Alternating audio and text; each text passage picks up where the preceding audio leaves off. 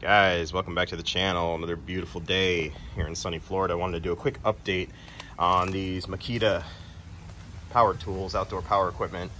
And the title of this video is going to be practical use of these Makita tools, this Makita platform. What the normal homeowner, I think, is going to be using these things for.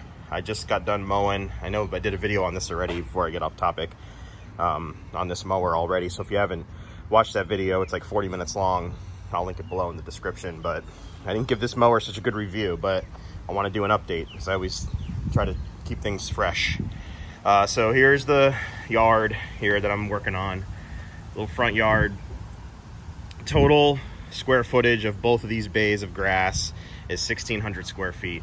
So I want that to give you kind of a perspective on what I'm about to talk about.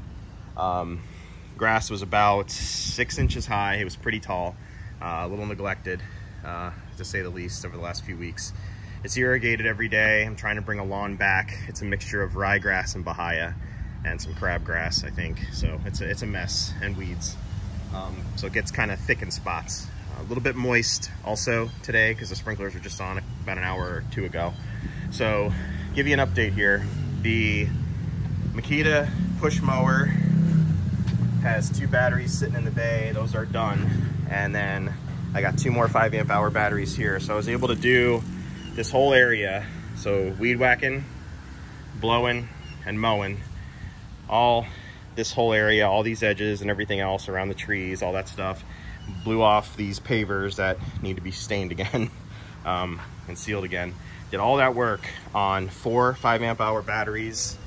And where the batteries ended up was here, and I still have a full charge on 2 5 amp hours. So that'll give you an idea, a real world estimate. If you guys have a small front lawn and you're going to invest, and this is an investment, you're going to invest in the Makita platform, that's what you can expect. And you can get all of this done by using the brushless weed whacker, the 120 mile an hour blower, 36 volt, all this stuff's 36 volt. So that's a real world practical use case of the Makita power tools. The lawn cut quality, I would say, is pretty good. I did have to go over it twice. There is some pushover on the lawn, like I mentioned in my first video. But honestly, I was gonna go ahead and I gotta go to the gas station and get some gas. I was gonna cut this with the Honda because remembering my previous video and how frustrating it was, I just didn't want to deal with it. But honestly, if you take your time with the Makita mower and you don't go too fast, it'll lay down a decent cut. And you know, probably what you could do in a gas mower, it'll probably take you about half the extra time. But it's also quieter, there's no pollution, so your user fatigue, I feel, is a little bit less.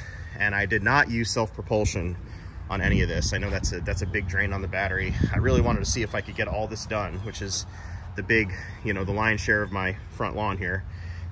Also have a side yard to do, but I wanted to see if I could get it all done on 4 5 amp hour batteries, and you can.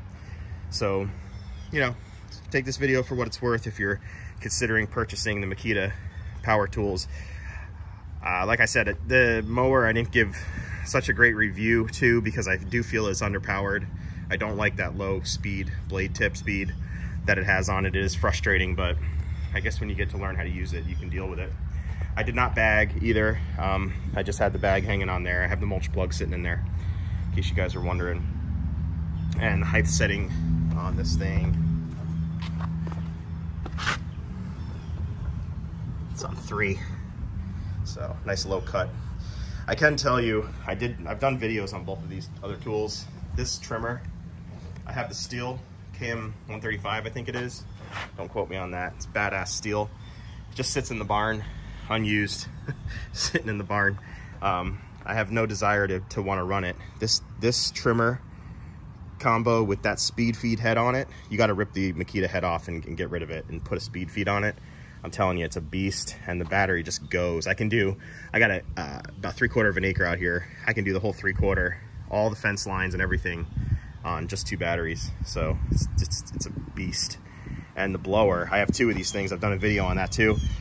Amazing. 120 mile an hour, blow stuff out. Batteries last about 10 minutes on full bore. So it does eat battery, but you get the job done fast.